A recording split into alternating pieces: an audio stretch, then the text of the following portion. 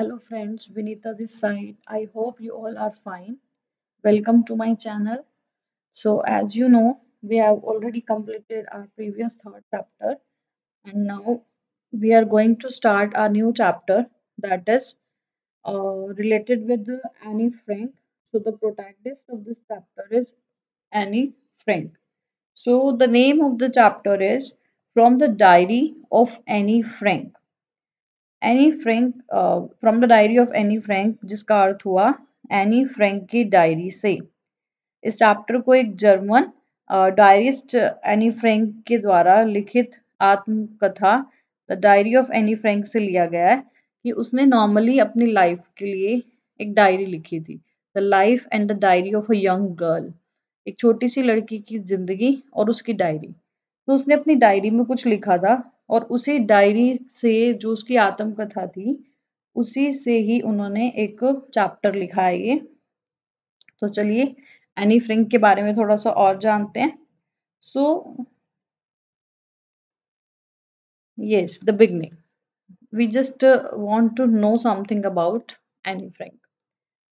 Yes, so Anne Frank, basically I'll just tell you that Anneliese Maria Frank was born on 12th 1929 in Frankfurt में Germany.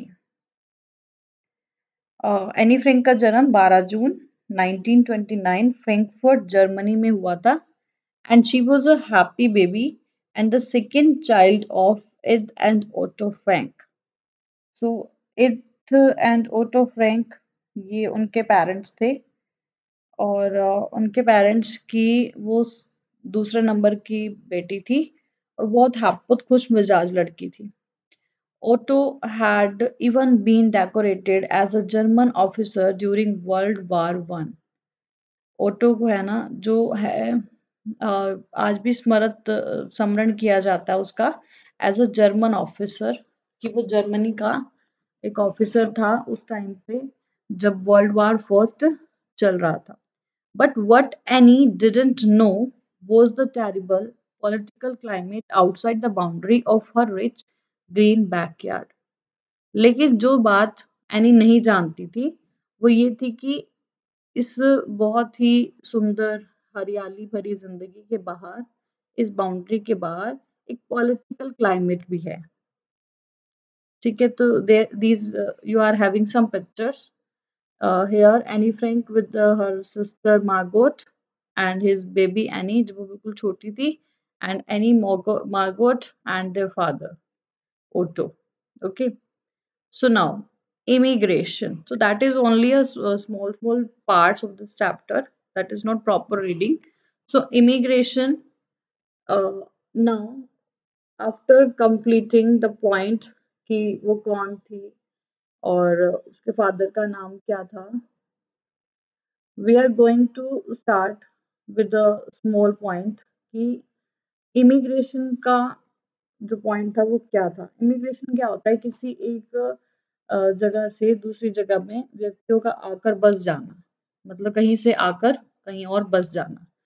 तो pretty soon Otto thought it became way too dangerous for Frank family to live in the Germany. थोड़े time पहले ही auto ने सोचा था कि उसकी family का, फ्रैंक फैमिली का जर्मनी में आकर रहना बहुत डेंजरस है। So as German as they felt, they were also Jewish. As German as they felt, अब जर्मन होने के साथ साथ उनको महसूस हुआ कि वो जेविश भी हैं। That is Anne community, that is the name of Anne community, तो जेविश भी हैं। And with Hitler and his army, Jewish was very dangerous to be, क्योंकि पता था कि अगर अब राज शासन हिटलर का आ जाएगा तो हिटलर और उसके सिपाही जो जेविश फैमिली के, जेविश समुदाय के लोग हैं, उनके लिए वो खतरा है। So in 1933 the Franks move to the Netherlands. इसलिए क्या किया, 1933 में जो फ्रैंक फैमिली थी वो सब मूव ऑन कर गई यहाँ से, नीदरलैंड चली गई।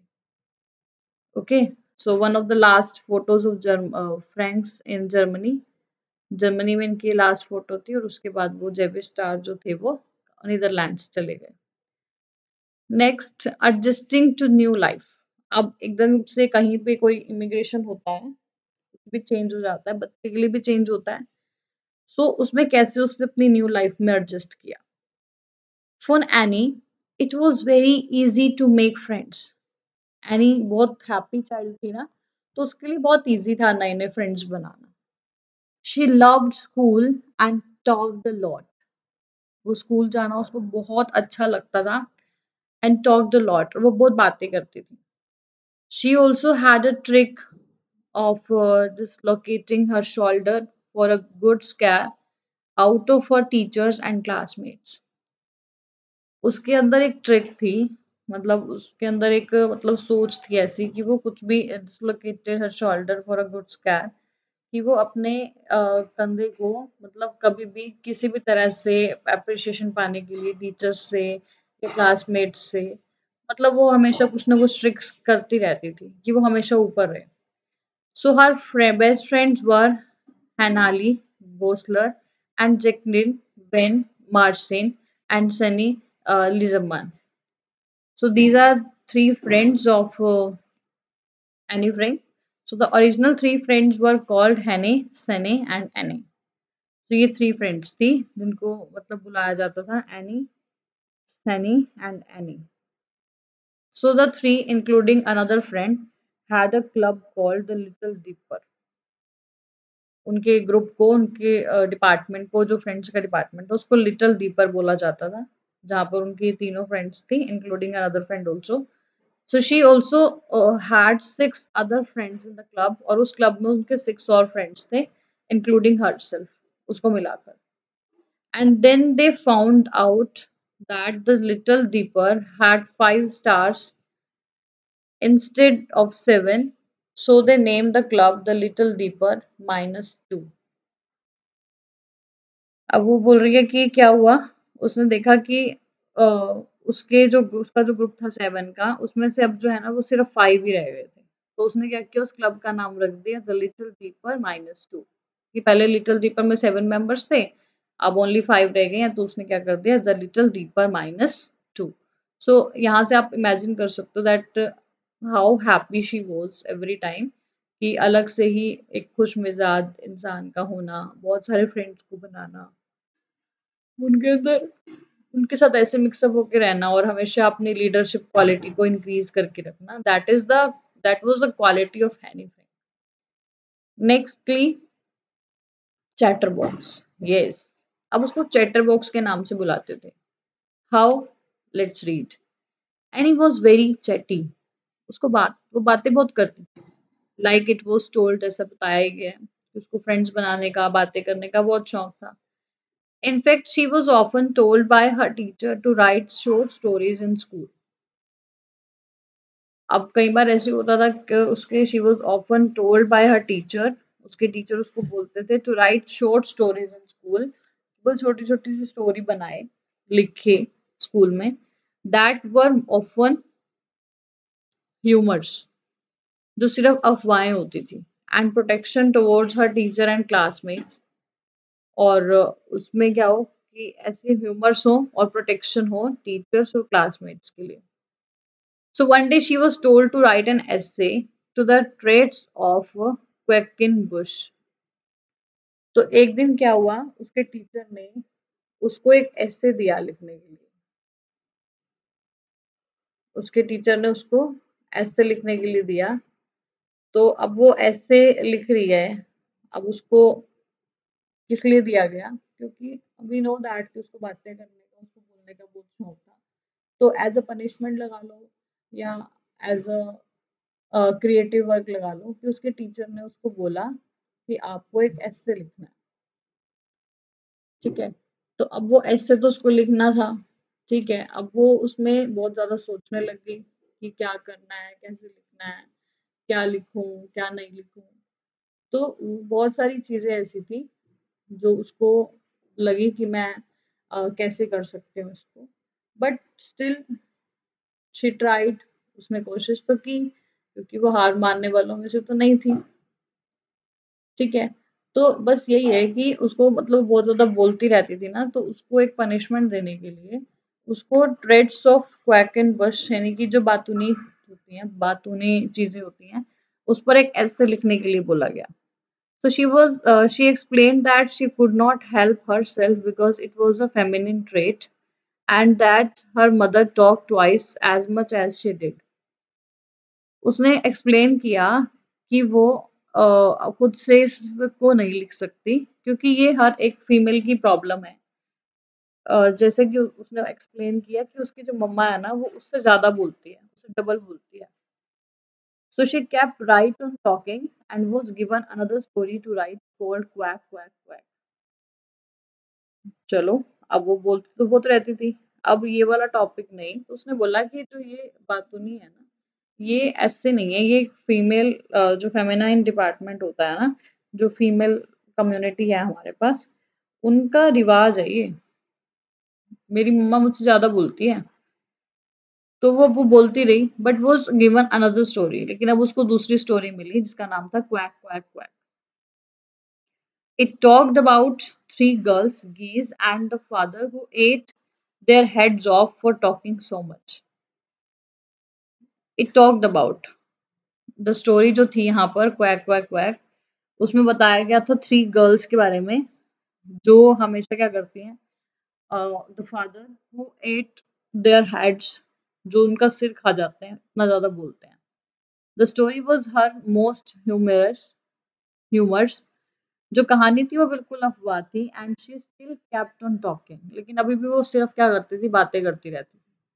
मतलब उसको जो ये लिखने के लिए बोला जाता था, जो उसे बताया जाता था कि उसे ये चीज़ लिखनी है, ऐसे लिखनी है, वैसे लिखनी है, तो वो क्या था, जस्ट एक उसके लिए पनिशमेंट थी। तो मतलब उसने बताया कि वो खुद ही बताती थी कि मेरी कभी भी अपने टीचर्स के साथ बनती नहीं थी। मतलब वो तो मतलब बता रहा है कि उसको क्या करते थे, मतलब बहुत बहुत नाराज रहते थे टीचर्स, तो वो मुझसे नाराज होकर कई बार मुझे बहुत ज्यादा अ, चेतावनी देते थे। लेकिन कई बार क्या होता था कि मैं फिर भी चुप नहीं करती थी, तो मुझे बोला जाता था कि आपको ये लिखना है, आपको वो लिखना है, ताकि मैं इन्वॉल्व रहूँ उन चीज़ों में, उन चीज़ों को बनाने में इन्वॉल्व रहूँ, मेरा ध्यान जो है वो बातों की तरफ ना जाए। बट बना लेती थी, but still she kept talking, बातें करती रहती थी। So this was her last and final essay her teacher gave her. तो ये उसका आखिरी और सबसे फाइनल एस्से था जो उसके टीचर ने उसको दिया। Now what about the school life, how was her response? So any got good grades but her biggest problem was algebra. जो एनी थी उसको बहुत अच्छी-अच्छी ग्रेड्स मिलती थी। मतलब उसकी परसेंटेज, उसकी जो उसका जो रिजल्ट था वो बहुत अच्छे ग्रेड्स रहता था। लेकिन जो सबसे बड़ी प्रॉब्लम उसके साथ थी ना, उसको अलजेब्रा नहीं आता था मैथ्स में।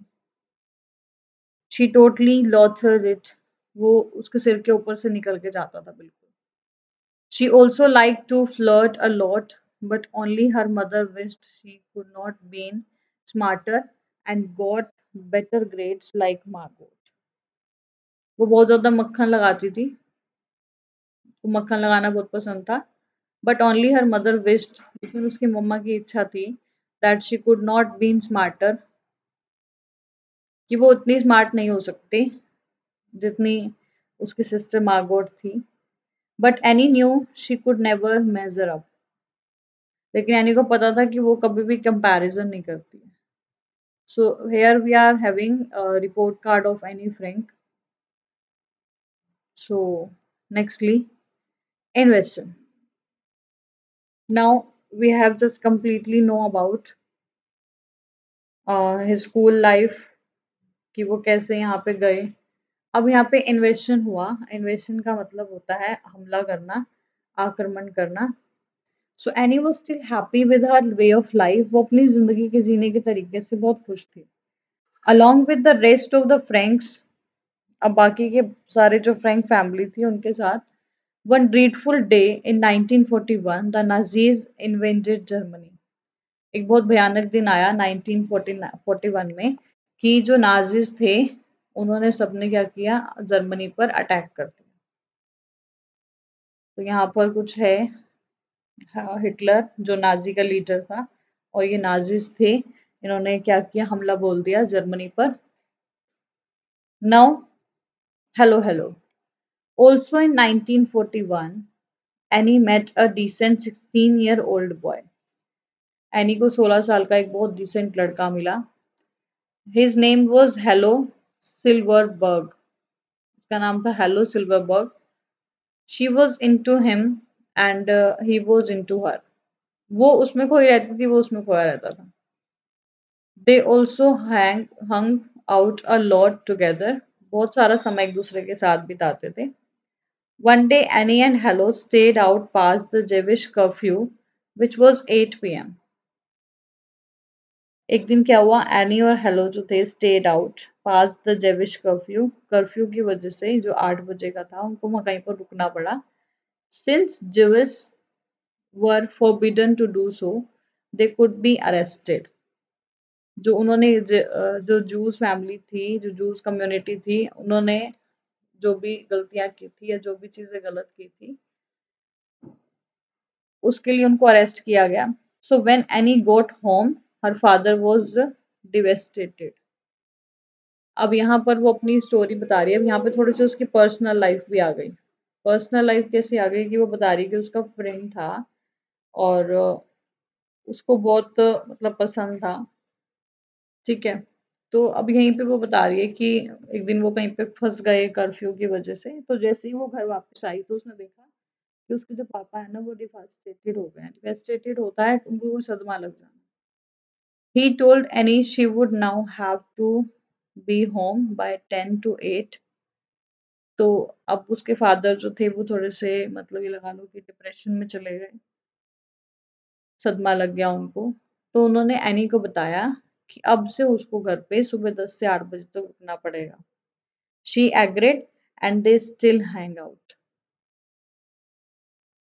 अब वो एग्री तो हो गई until one dreadful day in the July of 1942। अगला एक और भयानक दिन आया 1942 का। Dearest Kitty. अब Kitty is the name of her diary. On June 12th, 1942, it was Annie's birthday। 12 जून 1942 को एनी का बर्थडे था। She woke up very early to open up her presents in 37 Marvide Plains। अब बहुत जल्दी उठ गई और उसको वो ओपन अप हर प्रेजेंट्स, उसको कुछ प्रेजेंट्स अपने गिफ्ट्स ओपन करने थे। The first gift she open was a red and white checkered diary. पहला गिफ्ट जो उसने खोला उसमें एक रेड और वाइट कलर की चेक में डायरी थी। She also got a blue blouse, flowers, chocolate and more. उसको बहुत सारे गिफ्ट्स मिले, blouse, flowers, chocolates. But the diary caught most of her attention. लेकिन जो उसको वो डायरी मिली थी ना, उसने उसका अटेंशन मतलब उसको बहुत अच्छी लगी वो। She screamed with excitement and running to her father, hanging him। वो बहुत जोर से चिल्लाई खुशी से और भागती अपने पापा के पास गई और उनके पास मतलब बहुत थोड़ा सा टाइम स्पेंड किया उसने।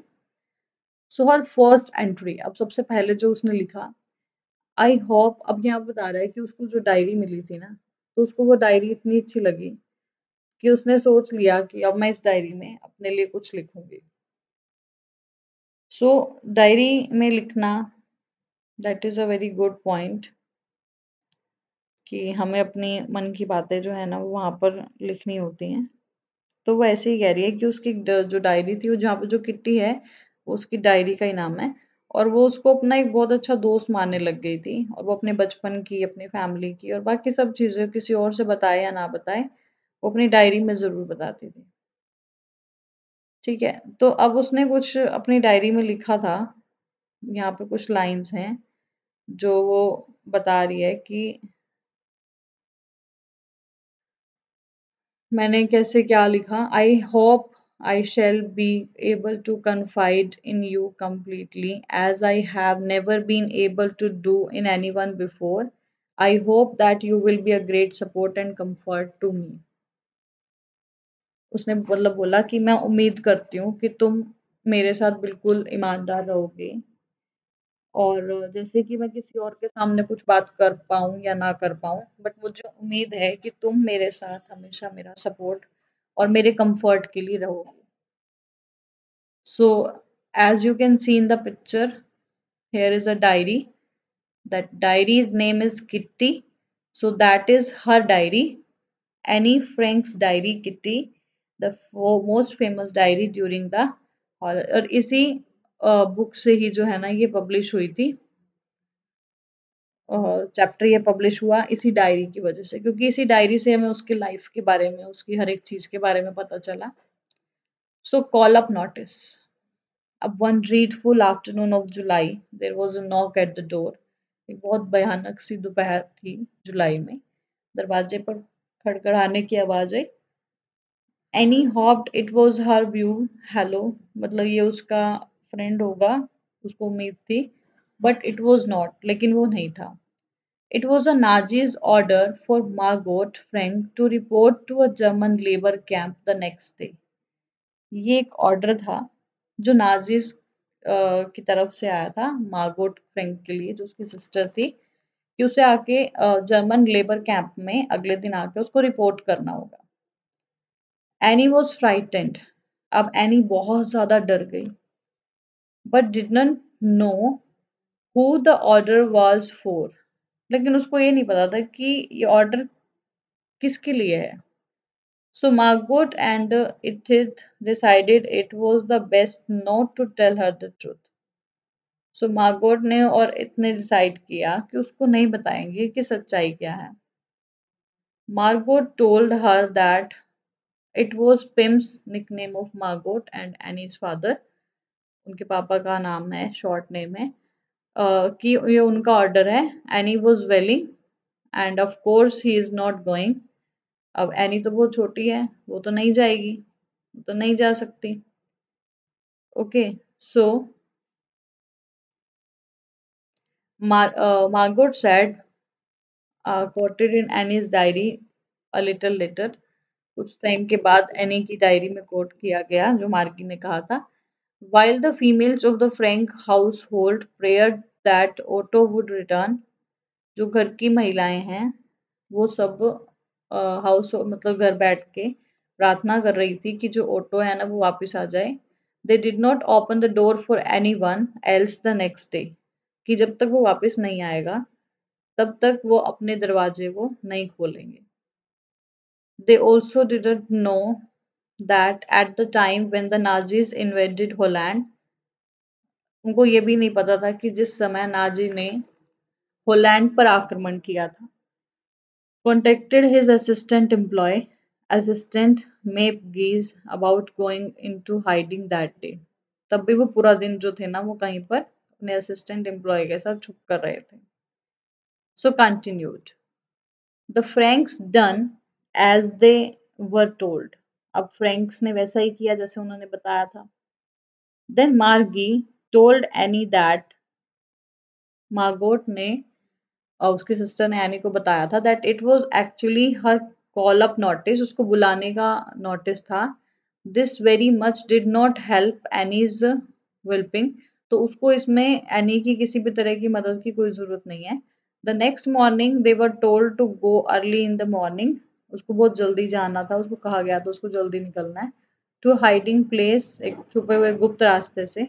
सो Anne later wrote in to hiding, where could we go, in a town or the country, in a house or a cottage, and when, how, and where.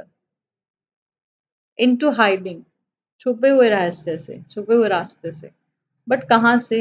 शहर से कि देश से, घर से या कॉटेज से, कब, कैसे और कहाँ? मतलब उसको पता ही नहीं है किसी बात का, कहाँ जाना है, किस लिए जाना है, कहाँ छुपना है, कहाँ से निकलना है। Annie also described what she was talking with her. Anne ने डिस्क्राइब किया but she was talking with her, कि वो उससे क्या बातें करती थी। These were the questions that I was not allowed to ask but I could not get them out of my mind. मेरे उसने कहा कि there were a question, there were the questions, वहां पर बहुत सारे क्वेश्चंस हैं जो मेरा माइंड अलाउ करता है मुझे पूछने के लिए, but I could not get them, लेकिन मुझे उसके आंसर्स नहीं मिलते. So Margot and I began to pack some of our most virtual belongings into a school sachet. अब उसने क्या किया, मार्गोट ने और मैंने शुरू कर दिया pack some of the most virtual belongings, अपने से रिलेटेड बहुत सारी जो जुड़ा अपने से संबंधित जो चीजें होती है उनको पैक करना. The first thing I put in was my diary.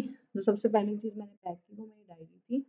Then hair curlers, handkerchief, school books, comb, old letters, तो बाकी की चीजें बाद में, बट सबसे पहले उसने अपनी डायरी रखी. I put the craziest things with the idea that we were going into hiding. I put मतलब मैंने सबसे क्रेजिएस्ट थिंग जो दिखी विद द आइडिया इस दिन विचार के साथ कि हमें जाकर कहीं जाकर छुपना है. But I am not sorry. Memories means more to me than dresses. यादें मेरे लिए बहुत ज्यादा जरूरी हैं इंस्टेड ऑफ की ड्रेसेस. मुझे मतलब यह है कि मेरी यादें मेरे साथ रहनी चाहिए. So the next morning the Frank family arrived to their destination. अगले सुबह जो फ्रैंक फैमिली थी वो अपने डेस्टिनेशन, अपनी मंजिल पर पहुंच गई. 263 Prince the Frank arrived to their new hiding place. अब उसके गुप्त जगह पर फ्रैंक फैमिली जो है वो आकर पहुंच गई. Until the war was over, जब तक वो वॉर, वो लड़ाई, वो युद्ध खत्म नहीं हुआ, और दे वर डिस्कवर्ड, और जब तक वो बिल्कुल डिस्कवर्ड नहीं हो गए, खुल नहीं गए.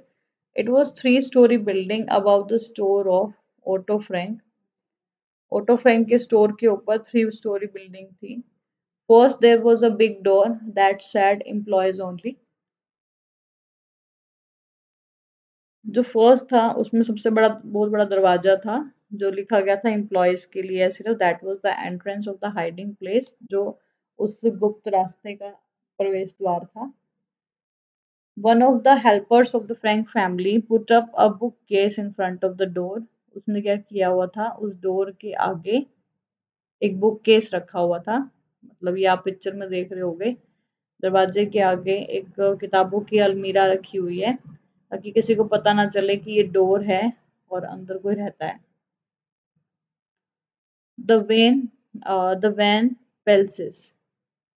On November 16, 1942, the Van Pulses arrived. अब वैन जो पल्सेस थी ना वो आ गई. And he thought that they were good at first and then thought they were insane. पहले तो उसने सोचा कि ये बहुत अच्छे हैं, फिर उसे लगा कि ये तो पागल हो चुके हैं. She mostly fought with Mrs. Van Pels. वो हमेशा जो है ना वो लड़ती रहती थी उनसे. Annie often wrote about them in her diary as the Van Danish. तो उनके बारे में हमेशा लिखती रहती थी. ये कुछ पर्सन है. Now Fritz Pfeffer. A couple of weeks later, कुछ हफ्तों के बाद, a new uh, fugitive was hidden, making this the eighth and the last person in hiding. अब ये आखिरी पर्सन था जो वहां पर गुप्त तरीके से छुपा हुआ था. हिज नेम वॉज फ्रिट्ज पिफर, और इन एनीज डायरी एल्फर्ड डुसुल. उसकी डायरी में उसका नाम था Alford डुसुल.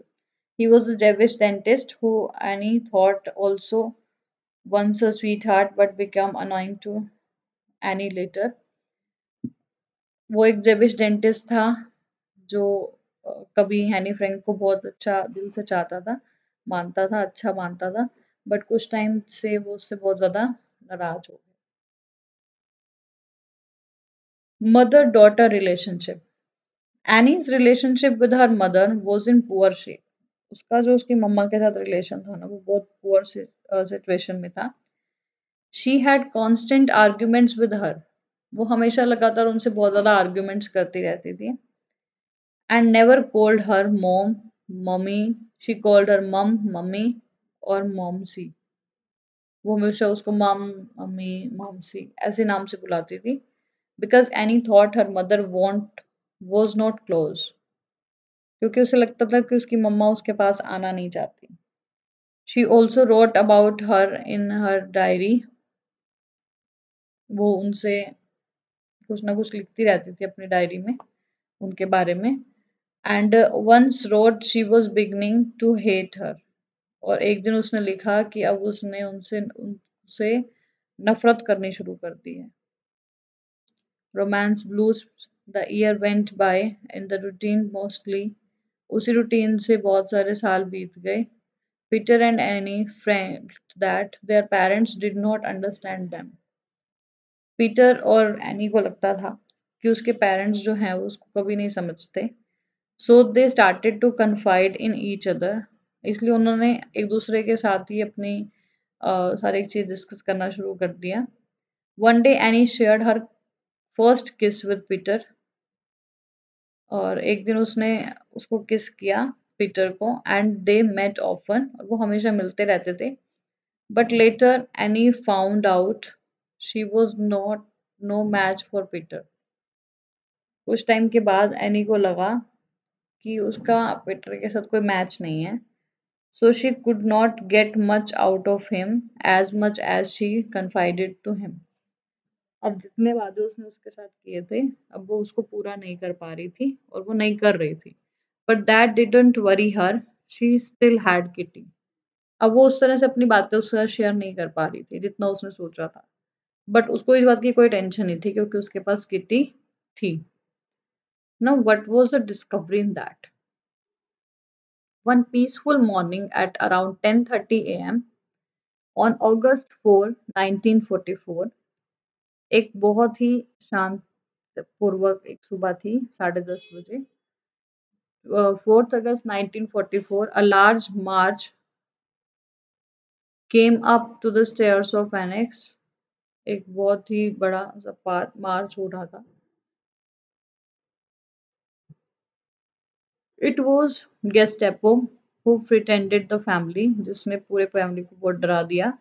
He asked for any valuables and told the Franks and Van Pulses to pack, उसने बताया फ्रैंक फैमिली को और पेल्सेस को यहाँ से पैक करना है। Someone had betrayed the Franks, कोई मतलब उनसे बदला लेना चाहता है या नफरत करना का शिकार हो रहा है। नाउ इम्प्रिजन, फ्रैंक्स को व्हेन पल्सेस वर स्केयर्ड, वो बहुत डर गए। And taken to a town prison for a couple of days, कुछ दिनों के लिए अंडरग्राउंड एक जेल में चले गए। And were sure that this was just the beginning of the worst, अब उनके साथ बहुत कुछ बुरा होने वाला है और ये उसकी शुरुआत है। Westerbork, the Franks and when Pelses were headed to Westerbork, their first concentration camps, उनका पहला कंसंट्रेशन कैंप था।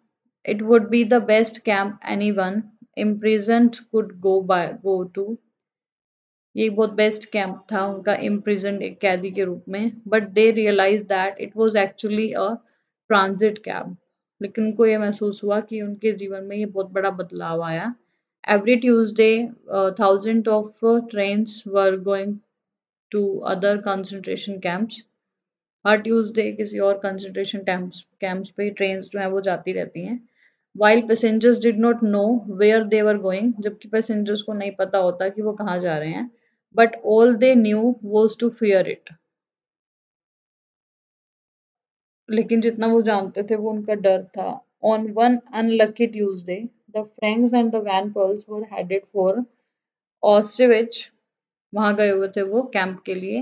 As unlucky as they were, that was the last train to leave Westerbork before it was liberated, ये आखिरी train थी जिन्होंने उनको वहां पर छोड़ा था। So when the families arrive to Osage, it was much worse, इसमें बहुत बुरी हालत थी।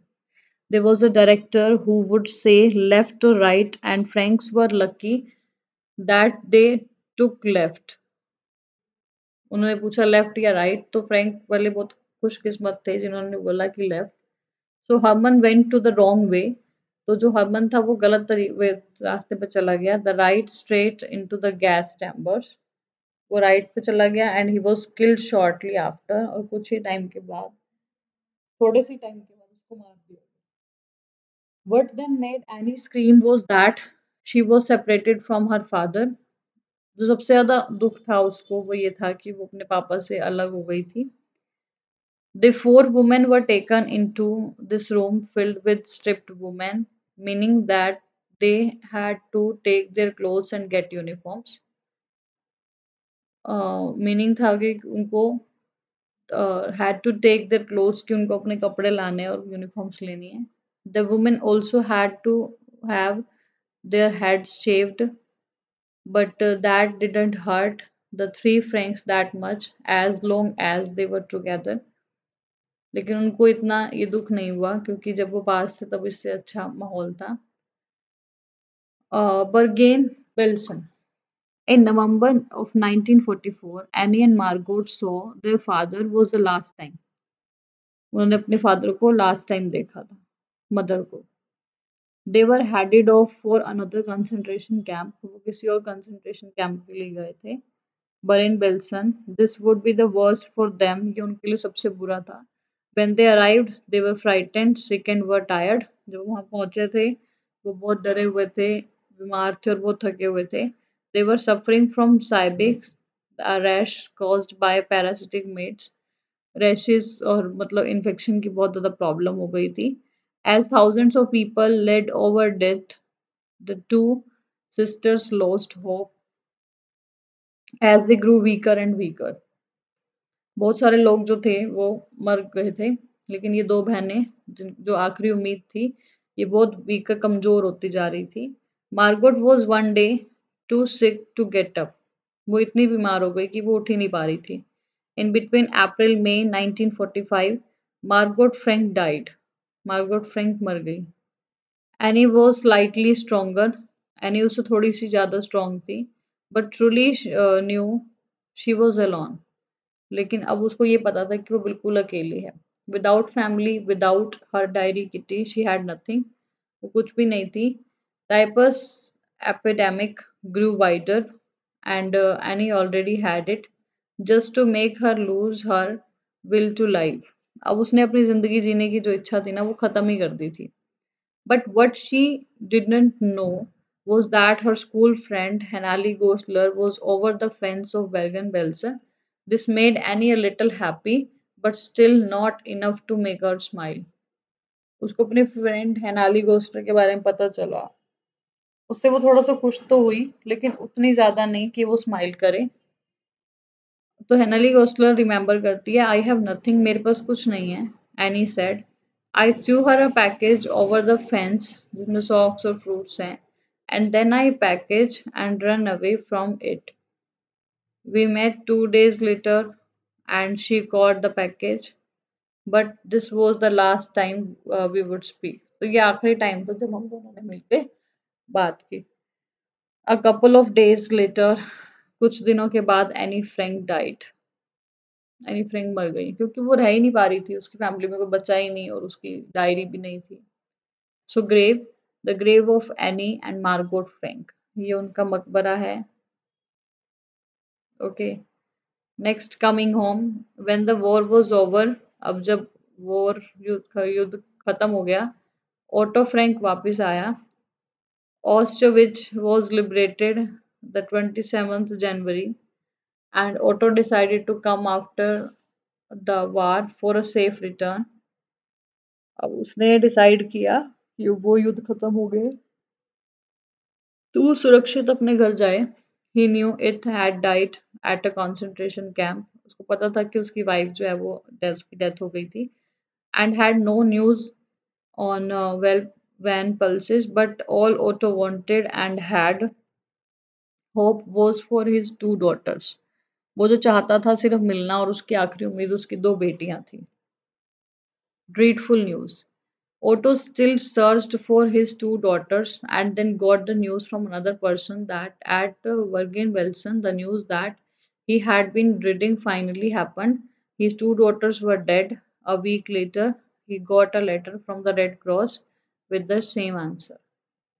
अब वो जैसे ढूंढ रहा था अपनी बेटियों को, तो अचानक से किसी और पर्सन ने उसको ये समाचार दिया कि तुम्हारी बेटियां जो थी ना, वो दोनों मर गई हैं।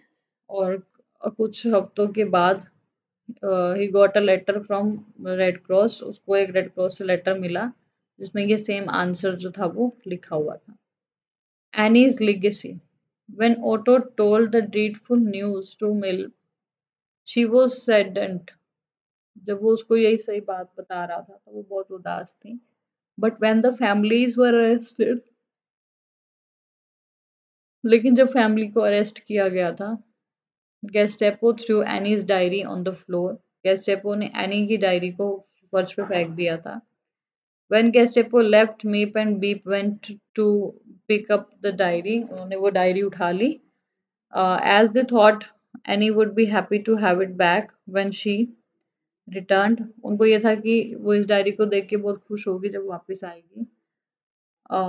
But Mipe opened a drawer and picked out Annie's diary. उसने ड्रॉर खोला और उसकी डायरी निकाली. She handed it to Otto. She handed it. अब वो उसने उसको फादर को दे दी. And said, "This is Annie's legacy to you." ये एनी की अमानत है आपके लिए. So I hope you all will understand this chapter. That is a short story that is related with the chapter, and still we are going to start in our next video the chapter reading. So thank you. Have a nice day.